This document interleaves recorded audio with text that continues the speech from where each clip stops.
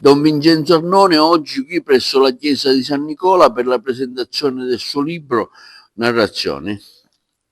Ecco sì, questa sera abbiamo presentato il mio libro Narrazioni, una raccolta poetica, e grazie alla disponibilità della Chiesa messa da Don Lillo Argento e dalla Dante Alighieri di Agrigento e da un pubblico numeroso e attento.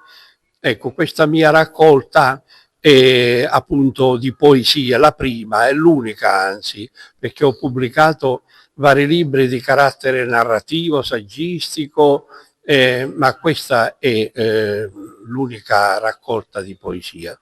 Narrazioni perché appunto è una narrazione in versi di fatti, eventi, oppure di luoghi, di personaggi, e che vengono ritratti proprio dalle parole, la parola però poetica, la parola suggestiva, la parola che entra nei fatti della vita. Queste poesie variano da luogo a luogo, diciamo da tempo a tempo. Per esempio appunto c'è una narrazione, una poesia narrazione che è ambientata a Firenze, un'altra ambientata tra Palermo e Agrigento, poi c'è un'altra poesia che è intitolata Agrigento, un'altra Matera, un'altra poesia intitolata ecco, il borgo, salire a Barbiana, no? Ecco, quindi varie poesie.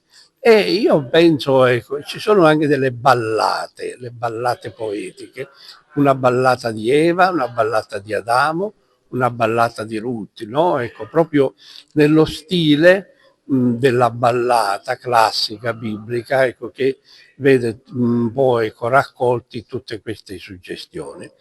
Ecco, io ringrazio tutti quelli che sono venuti, mi auguro che questo mio libro è intitolato Narrazioni, edito da Studium di Roma.